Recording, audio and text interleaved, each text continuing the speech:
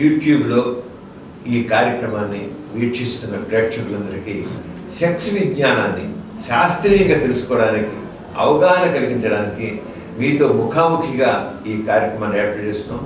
మీ నుంచి వచ్చిన ఈ ప్రశ్నలన్నింటికి లేకపోతే సమస్యలన్నింటికి ఈ కార్యక్రమం ద్వారా మీకు కొంత పరిష్కారాలు సూచించడం జరుగుతుంది.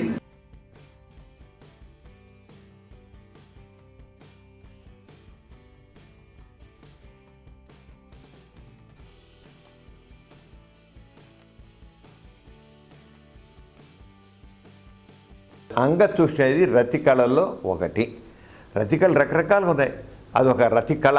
అంచేత అంగచూష్ణ ఒకవేళ మగవాడి అంగాన్ని ఆడది సూచించిన, ఆడవాళ్ళ యూని మగవాడు సూచించిన రతి కళలో ఒకటి తప్ప దానివల్ల ఏ రకం అనారోగ్యం కలగదు. ఇప్పుడు ఏంటంటే ఒకవేళ మగవాడు పురుషాంగం మురికిగా ఉండి అక్కడ పాచి పెట్టేసి ఉండి దాన్ని ఒక చూషణ చేస్తే నోట్లో అయినా కాస్త టెంపరీగా కొంచెం ఇన్ఫెక్షన్ లాగా రావచ్చు, మామూలు మైల్డ్ ఇన్ఫెక్షన్ లాగా రావచ్చు.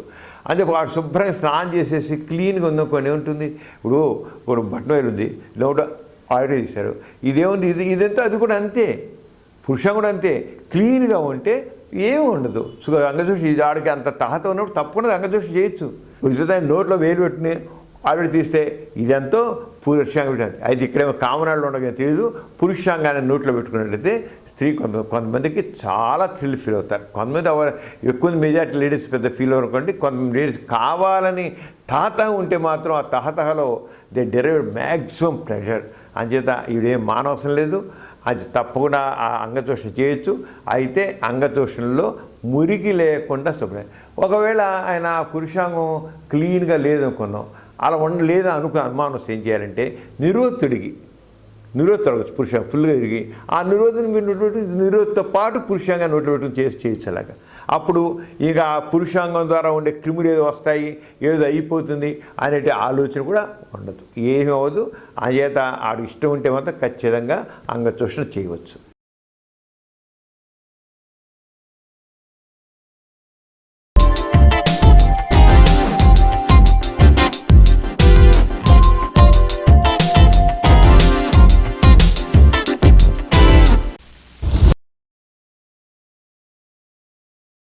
Please subscribe for more videos. YouTube / Dr. Samaram.